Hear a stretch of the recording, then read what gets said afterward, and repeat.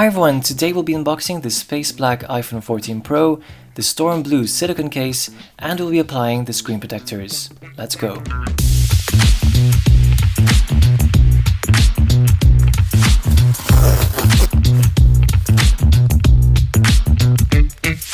And now, here it is. So I went here with the Space Black version of the iPhone 14 Pro. It is dark. It is definitely dark gray. It isn't fully black, but it is a very nice matte dark gray color, or at least right now here, as you can see. Looks really nice. First thing also that I noticed right now is that the camera bump is huge compared to the iPhone 11 where I'm coming from right now, but I'm really curious to try it out.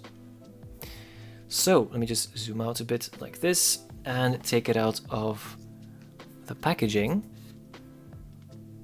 Okay, but this is my very first Pro iPhone. I really like the square edges. I know some of you already have an iPhone 12 or 13, and it's my first time to experience these square edges. So inside the box we have here a USB-C to Lightning cable. I already have a few USB-C bricks lying around, but if you don't, please don't forget to buy one. Of course, again, designed by Apple in California.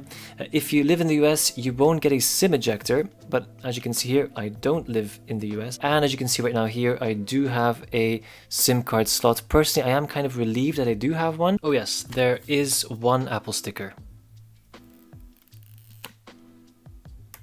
So coming from the iPhone 11, the non-Pro iPhone 11, there's just massive upgrades taking this, and that's why I actually went with this one compared to the current iPhone 14, which is actually also an upgrade coming from an iPhone 11. What I mean here is the dynamic island, of course, but also the OLED screen. That is a massive difference. The square edges, the 3 cameras instead of just 2, but also 48 megapixels. I think that's of course an upgrade for everyone, upgrading to an iPhone 14 Pro. I'll still be making an iPhone 14 versus iPhone 11 video for those of you who are upgrading. Okay, and now it's restoring from iCloud. Now this will take a while, so instead of just waiting or just cutting, let's just take the time here to put on the case, because I do wonder here what the case will look like. So this here's the case. I really did a separate unboxing because I had nothing to show you on launch day, so I just unboxed this case before. Let me show you here. This here is a Storm Blue color, which yeah, looked really cool already on its own. This here is the color, so it's really beautiful, honestly. I really like this. I find it a pity there's no Storm Blue leather case. That would be absolutely awesome. Let me just put it in here like this. There we go. That seems to be it. So as you can see here, we have the black camera bump in this beautiful blue case. When it comes to protection for the lenses, as you can see here, just slightly goes above the cameras. Of course, it is very different from the iPhone 11, which was entirely flat thanks to the case. In this case here, we don't have that option. It will be wobbling here. Now, I don't really mind, honestly. This looks really like a very cool phone. Just in case you're wondering as well, in case you haven't watched my other video, some MagSafe accessories like this one here. This here's the MagSafe battery pack. As you can see here, it fits just perfectly under the camera bump. Okay, so that works. Just in case you're worrying or wondering what would happen, well, it does work. And of course, as well as the MagSafe charger, the MagSafe puck will also just attach to the iPhone. You might be wondering, why do I have these accessories if I don't have a MagSafe iPhone? It's because I did try these things out with the iPhone 11. It worked, but not of course as good as on a real MagSafe supported device, which I finally have. So I'm really glad I have this right now. Next, while I'm still waiting again, I am curious though about this one over here. JETech tempered glass screen protector. I purchased, by the way, everything with my own money, so don't think I'm sponsored. I will though link everything in the description. Now this here was on Amazon, or it still is probably still on Amazon, before the launch date, so I wonder though how accurate this is. I did choose one without, because there are screen protectors that have a cutout here for the dynamic island, which yeah, personally I don't prefer, especially now that we know that the dynamic island is actually dynamic. See, for these things, the SIM card thing is actually still useful as well. So There we go. By the way, speaking of SIM cards, what do you think? Do you like SIM cards still? Do you prefer to have the SIM card slot, or do you prefer eSIM? Of course, I do hope that eSIM will come here. Well, we have it already here, but just for smartwatches. But I do hope that it will still come. And what we have here is we have cleaning wipes. Let me just zoom out because we're really close right now. Here we have some wipes, 3 sets of them. Cool. We have a warranty card and so on. We have to watch the instruction video. That's very clear.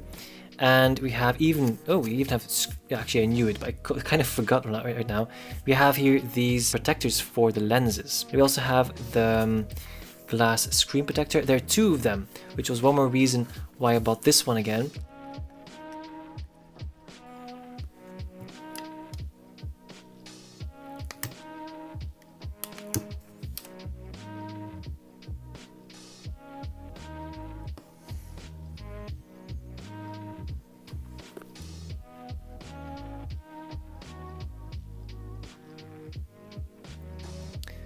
Okay.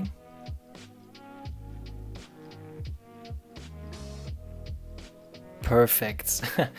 Of course, I do still have to test how responsive the screen still is.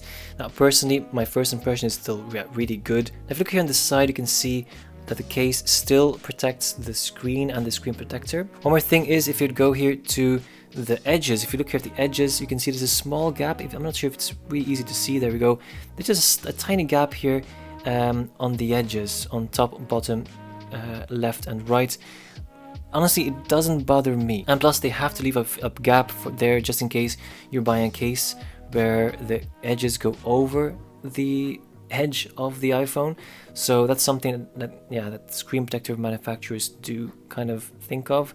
So there is a gap, but it isn't massive. And personally, I really like this. I mean, yeah, it's a good screen protector, at least at first glance, and it does seem responsive. Now, along with the 2 screen protectors, you also get this camera protector or lens protector.